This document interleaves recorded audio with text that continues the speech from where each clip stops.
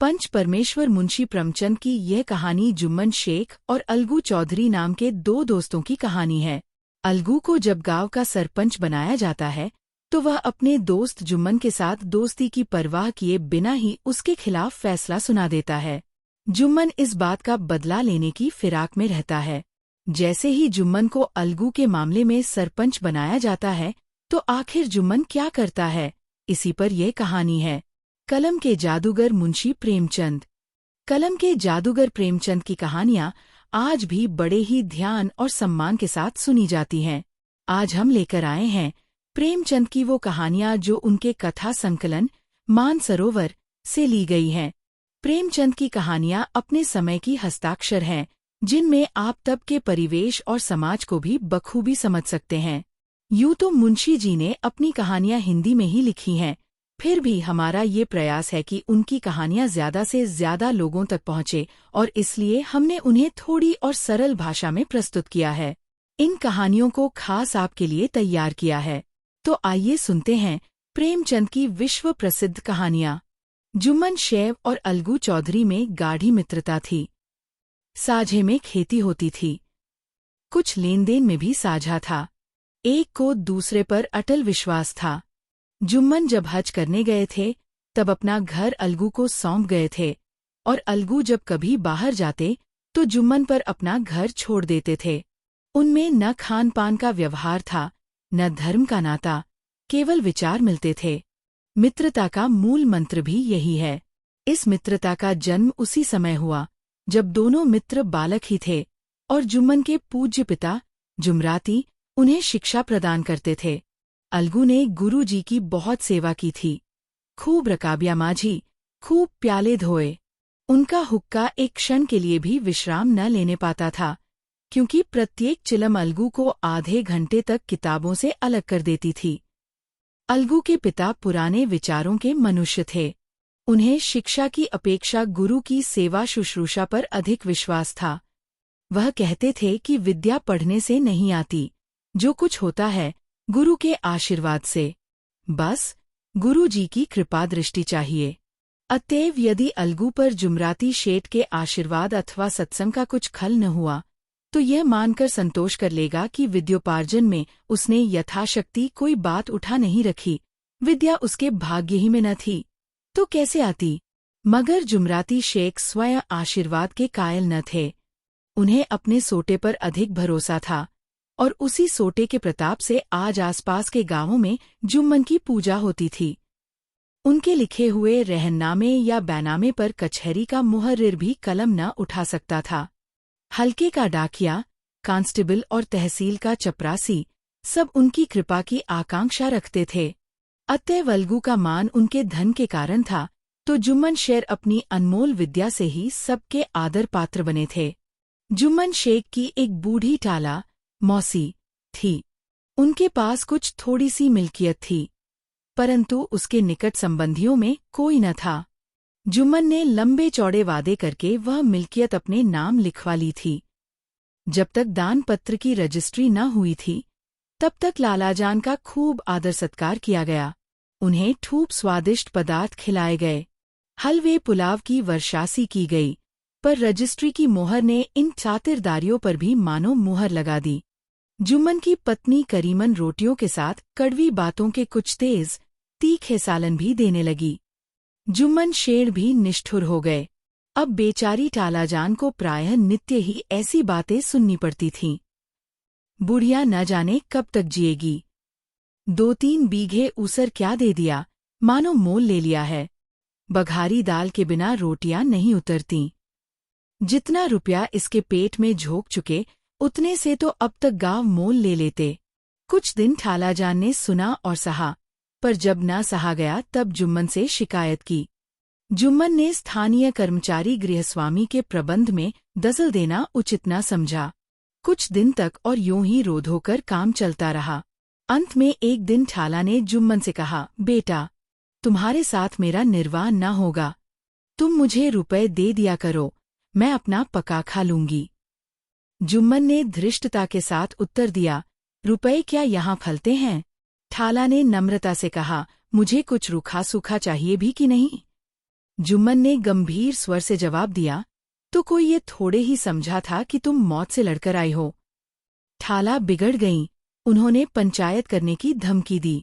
जुम्मन हंसे, जिस तरह कोई शिकारी हिरन को जाल की तरफ जाते देखकर मन ही मन हंसता है। वह बोले, हाँ, जरूर पंचायत करो, फैसला हो जाए। मुझे भी यह रात दिन की खटखट पसंद नहीं। पंचायत में किसकी जीत होगी, इस विषय में जुम्मन को कुछ भी संदेह न था। आसपास के गांवों में ऐसा कौन था जो उसके अनुग्रहों का ऋणी न हो? ऐसा कौन था जो उसको शत्रु बनाने का साहस कर सके? किसमें इतना बल था जो उसका सामना कर सके? आसमान के फरिश्ते तो पंचायत करने आवेंगे नहीं। 2 इसके बाद कई दिन तक बूढ़ी टाला हाथ में एक लकड़ी लिए आसपास के गांवों में दौड़ती रहीं। कमर झुककर कमान हो गई थी। एक एक पग चलना दूभर था, मगर बाता पड़ी थी। उसका निर्णय करना जरूरी था।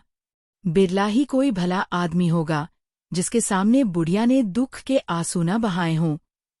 किसी ने तो यूं ही ऊपरी मन से हुहा करके टाल दिया, और किसी ने इस अन्याय पर जमाने को गालियां दी।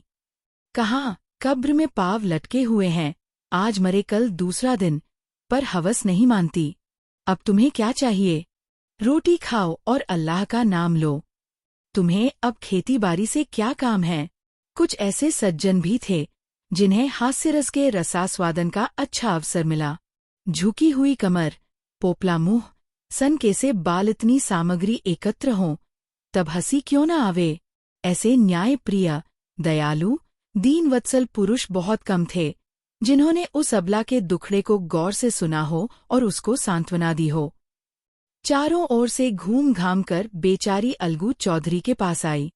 लाठी पटक दी और दम लेकर बोली, बेटा, तुम भी दम भर के लिए मेरी पंचायत में चले आना। अलगू, मुझे बुलाकर क्या करोगी? कई गांव के आदमी तो आवेंगे ही। ठाला अपनी विपद तो सबके आगे रो आई। अब आने न आने का अख्तियार उनको है। अलगू, यो आने को आ जाऊंगा, मगर पंचायत में मुंह न खोलूंगा। ठाला, क्यों बेटा? अलगू, अब इसका क्या जवाब दूं? अपनी फुशी। जुम्मन मेरा पुराना मित्र है, उससे बिगाड़ नहीं कर सकता। ठाला, बेटा, क्या बिगाड़ के डर से ईमान की बात ना कहोगे? हमारे सोए हुए धर्म ज्ञान की सारी संपत्ति लुट जाए तो उसे खबर नहीं होती, परंतु ललकार सुनकर वह सचेत हो जाता है, फिर उसे कोई जीत नहीं सकता। अलगू इस सवाल का कोई उत्तर न दे सका, पर उसके हृदय में ये शब्द गूंज रहे थे, क्या बिगाड़ के डर से ईमान की बात ना कहोगे? 3 संध्या समय एक पेड़ के नीचे पंचायत बैठी। शेठ जुम्मन ने पहले से ही फर्श बिछा रखा था। उन्होंने पान, इलायची, हुक्के, तंबाकू आदि का प्रबंध भी किया था। हाँ, वह स्वयं अलबत्ता अलगू चौधरी के साथ जरा दूर पर बैठे हुए थे। जब पंचायत में कोई आ जाता था, तब दबे हुए सलाम से उसका स्वागत करते थे। जब सूर्य अस्त हो गया और चिड़ियों की कलरवयुक्त पंचायत पेड़ों पर बैठी, तब यहाँ भी पंचायत शुरू हुई। फर्श की एक एक अंगुल जमीन भर गई, पर अधिकांश दर्शक ही थे। निमंत्रित महाशयों में से केवल वे ही लोग पधारे थे जिन्हें जुम्मन से अपनी कुछ कसर निकालनी थी। एक कोने में आग सुलग रही थी। नाई ताबड़तोड़ चिलम भर रहा था। यह निर्णय करना असंभव था कि सुलगते हुए उपलों से अधिक धुआं निकलता था या चिलम के दमों से। लड़के इधर उधर दौड़ रहे थे। कोई आपस में गाली ग्लौज करते और कोई रोते थे। चारों तरफ कोलाहल मच रहा था। गांव के कुत्ते इस जमाव को भोज समझकर झुंड के झुंड जमा हो गए थे। पंच लोग बैठ गए तो बूढ़ी ठाला ने उनसे विनती की, पंचों, आज 3 साल हुए मैंने अपनी सारी जायदाद अपने भांजे जुम्मन के नाम लिख दी थी। इसे आप लोग जानते ही होंगे। जुम्मन ने मुझे ताहियात रोटी पड़ा देना कबूल किया। साल भर तो मैंने इसके साथ रो धोकर काटा, पर अब रात दिन का रोना नहीं सहा जाता। मुझे ना पेट की रोटी मिलती है ना तन का कपड़ा। बेकस बेवा हूँ, कचहरी दरबार नहीं कर सकती। तुम्हारे सिवा और किसको अपना दुख सुनाऊं? तुम लोग जो राह निकाल दो उसी राह पर चलूं। अगर मुझमें कोई ऐब देखो तो मेरे मुंह पर थप्पड़ मारो। जुम्मन में बुराई देखो तो उसे समझाओ, क्यों एक बेकस की आह लेता है। मैं पंचों का हुक्म सिरमाथे पर चढ़ाऊंगी। रामधन मिश्र, जिनके कई असामियों को जुम्मन ने अपने गांव में बसा लिया था, बोले, जुम्मन मियाँ, किसे पंच बदते हो? अभी से इसका निपटारा कर लो, फिर जो कुछ पंच कहेंगे वही मानना पड़ेगा। जुम्मन को इस समय सदस्यों में विशेषकर वे ही लोग दीख पड़े जिनसे किसी न किसी कारण उनका वैमनस्य था। जुम्मन बोले, पंचों का हुक्म अल्लाह का हुक्म है। ठालाजान जिसे चाहें उसे बदें, मुझे कोई उज्र नहीं। ठाला ने चिल्लाकर कहा, अरे अल्लाह के बंदे, पंचों का नाम क्यों नहीं बता देता? कुछ मुझे भी तो मालूम हो। जुम्मन ने क्रोध से कहा, अब इस वक्त मेरा मुंह न खुलवाओ। तुम्हारी बन पड़ी है, जिसे चाहो पंच बदो। ठालाजान जुम्मन के आक्षेप को समझ गई। वह बोली, बेटा, खुदा से डरो, पंच न किसी के दोस्त होते हैं न किसी के दुश्मन। कैसी बात कहते हो? और तुम्हारा किसी पर विश्वास न हो तो जाने दो, अलगू चौधरी को तुम मानते हो। लो, मैं उन्हीं को सरपंच बदती हूँ। जुम्मन शेख आनंद से खूल उठे, परंतु भावों को छिपाकर बोले, अलगू ही सही, मेरे लिए जैसे रामधन वैसे अलगू। अलगू इस झमेले में फंसना नहीं चाहते थे। वे कन्नी काटने लगे। बोले, ठाला, तुम जानती हो कि मेरी जुम्मन से गाढ़ी दोस्ती है। ठाला ने गंभीर स्वर में कहा, बेटा, दोस्ती के लिए कोई अपना ईमान नहीं बेचता। पंच के दिल में खुदा बसता है। पंचों के मुंह से जो बात निकलती है वह खुदा की तरफ से निकलती है। अलगू चौधरी सरपंच हुए। रामधन मिश्र और जुम्मन के दूसरे विरोधियों ने बुढ़िया को मन में बहुत कोसा। अलगू चौधरी बोले, शेर जुम्मन, हम और तुम पुराने दोस्त हैं। जब काम पड़ा तुमने हमारी मदद की है और हम भी जो कुछ बन पड़ा तुम्हारी सेवा करते रहे हैं, मगर इस समय तुम और बूढ़ी ठाला दोनों हमारी निगाह में बराबर हो। तुमको पंचों से जो कुछ अर्ज करनी हो करो। जुम्मन को पूरा विश्वास था कि अब बाजी मेरी है। अलगू यह सब दिखावे की बातें कर रहा है। अतएव शांत चित्त होकर बोले, पंचों, 3 साल हुए ठालाजान ने अपनी जायदाद मेरे नाम हिब्बा कर दी थी। मैंने उन्हें ताहियात खाना पड़ा देना कबूल किया था। खुदा गवाह है, आज तक मैंने ठालाजान को कोई तकलीफ नहीं दी। मैं उन्हें अपनी माँ के समान समझता हूँ। उनकी खिदमत करना मेरा फर्ज है, मगर औरतों में जरा अनबन रहती है, उसमें मेरा क्या बस है। ठालाजान मुझसे माहवार टर्च अलग मांगती हैं। जायदाद जितनी है वह पंचों से छिपी नहीं। उससे इतना मुनाफा नहीं होता है कि माहवार टर्च दे सकूं। इसके अलावा हिब्बानामे में माहवार कर्ज का कोई जिक्र नहीं तो मैं भूल कर भी इस झमेले में न पड़ता। बस मुझे यही कहना है, आइंदा पंचों का अख्तियार है, जो फैसला चाहें करें। अलगू चौधरी को हमेशा कचहरी से काम पड़ता था, अतएव वह पूरा कानूनी आदमी था। उसने जुम्मन से जिरह शुरू की। एक एक प्रश्न जुम्मन के हृदय पर हथौड़े की चोट की तरह पड़ता था। रामधन मिश्र इन प्रश्नों पर मुग्ध हुए जाते थे। जुम्मन चकित थे कि अलगू को क्या हो गया। अभी ये अलगू मेरे साथ बैठा हुआ कैसी कैसी बातें कर रहा था। इतनी ही देर में ऐसी काया पलट हो गई कि मेरी जड़ खोदने पर तुला हुआ है। न मालूम कब की कसर यह निकाल रहा है। क्या इतने दिनों की दोस्ती कुछ भी काम न आवेगी? जुम्मन शेष तो इसी संकल्प विकल्प में पड़े हुए थे कि इतने में अलगू ने फैसला सुनाया। जुम्मन शेठ, पंचों ने इस मामले पर विचार किया। उन्हें यह नीति संगत मालूम होता है कि ठालाजान को माहवार टर्च दिया जाए। हमारा विचार है कि ठाला की जायदाद से इतना मुनाफा अवश्य होता है कि माहवार कर्ज दिया जा सके। बस यही हमारा फैसला है। अगर जुम्मन को फर्ज देना मंजूर न हो तो हिब्बानामा रद्द समझा जाए। यह फैसला सुनते ही जुम्मन सन्नाटे में आ गए। जो अपना मित्र हो वह शत्रु का व्यवहार करे और गले पर छुरी फेरे, इसे समय के हेरफेर के सिवा और क्या कहें। जिस पर पूरा भरोसा था उसने समय पड़ने पर धोखा दिया। ऐसे ही अवसरों पर झूठे सच्चे मित्रों की परीक्षा की जाती है। यही कलियुग की दोस्ती है। अगर लोग ऐसे कपटी धोखेबाज न होते तो देश में आपत्तियों का प्रकोप क्यों होता। यह हैजा प्लेग आदि व्याधियां दुष्कर्मों के ही दंड हैं। मगर रामधन मिश्र और अन्य पंच अलगू चौधरी की इस नीतिपरायणता की प्रशंसा जी खोलकर कर रहे थे। वे कहते थे, इसका नाम पंचायत है, दूध का दूध और पानी का पानी कर दिया।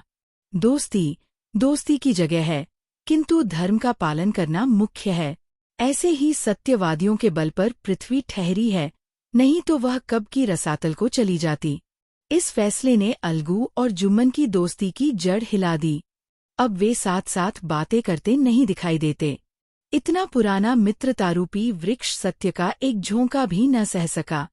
सचमुच वह बालू की ही जमीन पर खड़ा था। उनमें अब शिष्टाचार का अधिक व्यवहार होने लगा। एक दूसरे की आव भगत ज्यादा करने लगे। वे मिलते जुलते थे, मगर उसी तरह जैसे तलवार से ढाल मिलती है। जुम्मन के चित्त में मित्र की कुटिलता आठों पहर खटका करती थी। उसे हर घड़ी यही चिंता रहती थी कि किसी तरह बदला लेने का अवसर मिले। 4. अच्छे कामों की सिद्धि में बड़ी देर लगती है, पर बुरे कामों की सिद्धि में यह बात नहीं होती। जुम्मन को भी बदला लेने का अवसर जल्द ही मिल गया। पिछले साल अलगू चौधरी बटेसर से बैलों की एक बहुत अच्छी गोई मोल लाए थे। बैल पछाही जाति के सुंदर, बड़े बड़े सींगों वाले थे। महीनों तक आसपास के गांव के लोग दर्शन करते रहे।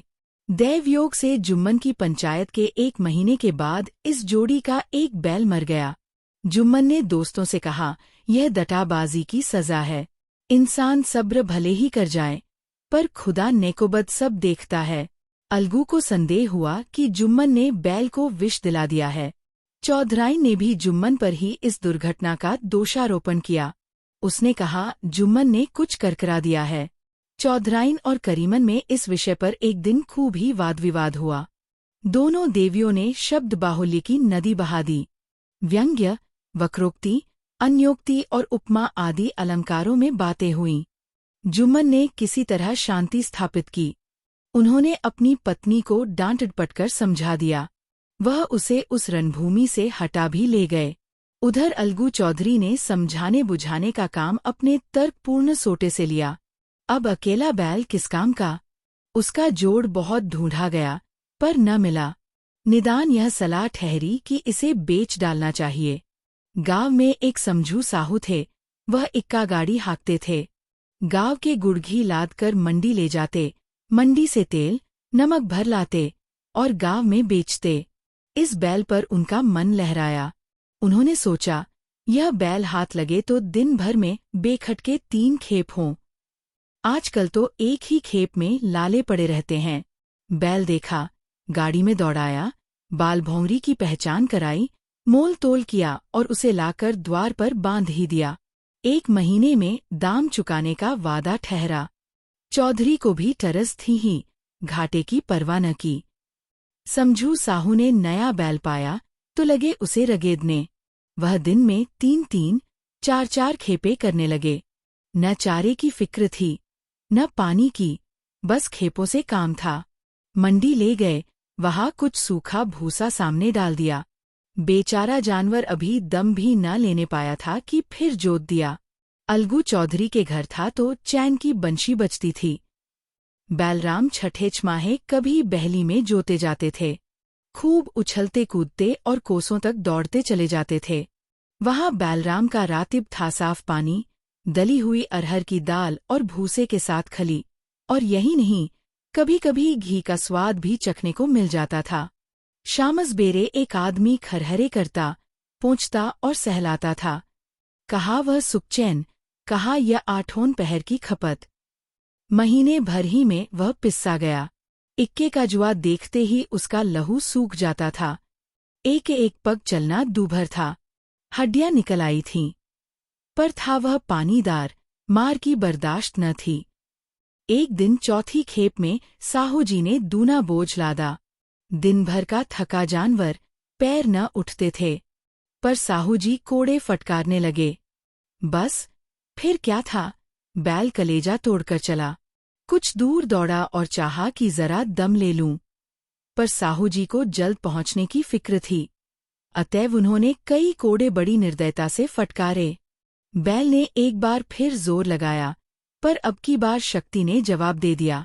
वह धरती पर गिर पड़ा और ऐसा गिरा कि फिर न उठा।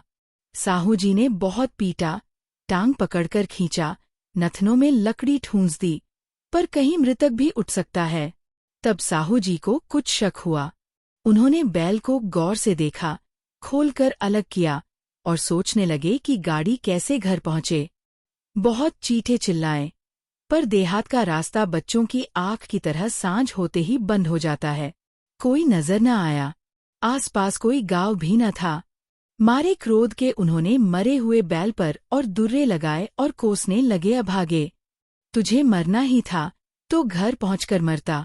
ससुरा बीच रास्ते ही में मर रहा, अब गाड़ी कौन खींचे। इस तरह साहू जी खूब जले भुने। कई बोरे गुड़ और कई पीपे घी उन्होंने बेचे थे। 200-250 रुपए कमर में बंधे थे। इसके सिवा गाड़ी पर कई बोरे नमक के थे, अतएव छोड़कर जा भी न सकते थे। लाचार बेचारे गाड़ी पर ही लेट गए। वही रत जगा करने की ठान ली। चिलम पी, गाया, फिर हुक्का पिया। इस तरह साहू जी आधी रात तक नींद को बहलाते रहे। अपनी जान में तो वह जागते ही रहे, पर पौ फटते ही जो नींद टूटी और कमर पर हाथ रखा तो थैली गायब। घबराकर इधर-उधर देखा तो कई कनस्तर तेल भी न दारद। अफसोस में बेचारे ने सिर पीट लिया और पछाड़ खाने लगा। प्रातःकाल रोते बिलखते घर पहुंचे। सहुआइन ने जब यह बुरी सुनावनी सुनी, तब पहले तो रोई, फिर अलगू चौधरी को गालियां देने लगी। निगोड़े ने ऐसा कुलच्छनी बैल दिया कि जन्म भर की कमाई लुट गई। इस घटना को हुए कई महीने बीत गए। अलगू जब अपने बैल के दाम मांगते तब साहू और सहुआइन दोनों ही झल्लाए हुए कुत्ते की तरह चढ़ बैठते और अंड-बंड बकने लगते। वाह, यहाँ तो सारे जन्म की कमाई लुट गई, सत्यानाश हो गया, इन्हें दामों की पड़ी है। मुर्दा बैल दिया था, उस पर दाम मांगने चले हैं। आंखों में धूल झोंक दी। सत्यानाशी बैल गले बांध दिया। हमें निरा पोंगा ही समझ लिया है। हम भी बनिए के बच्चे हैं, ऐसे बुद्धू कहीं और होंगे। पहले जाकर किसी गड्ढे में मुंह धो आओ, तब दाम लेना। न जी मानता हो तो हमारा बैल खो ले जाओ। महीना भर के बदले 2 महीना जोत लो। और क्या लोगे? चौधरी के अशुभ चिंतकों की कमी न थी। ऐसे अवसरों पर वे भी एकत्र हो जाते और साहू जी के बर्राने की पुष्टि करते। परंतु 150 रुपए से इस तरह हाथ धो लेना आसान न था। एक बार वह भी गरम पड़े। साहू जी बिगड़कर लाठी ढूंढने घर में चले गए। अब सहुआइन ने मैदान लिया। प्रश्नोत्तर होते होते हाथापाई की नौबत आ पहुंची। सहुआइन ने घर में घुसकर किवाड़ बंद कर लिए। शोरगुल सुनकर गांव के भलेमानस जमा हो गए। उन्होंने दोनों को समझाया। साहू जी को दिलासा देकर घर से निकाला। वह परामर्श देने लगे कि इस तरह से काम न चलेगा। पंचायत कर लो। जो कुछ तय हो जाए उसे स्वीकार कर लो। साहू जी राजी हो गए। अलगू ने भी हामी भर ली। 5 पंचायत की तैयारियां होने लगीं। दोनों पक्षों ने अपने अपने दल बनाने शुरू किए। इसके बाद तीसरे दिन उसी वृक्ष के नीचे पंचायत बैठी। वही संध्या का समय था। खेतों में कौए पंचायत कर रहे थे। विवादग्रस्त विषय था यह कि मटर की फलियों पर उनका कोई स्वत्व है या नहीं, और जब तक यह प्रश्न हल न हो जाए तब तक वे रखवाले की पुकार पर अपनी अप्रसन्नता प्रकट करना आवश्यक समझते थे।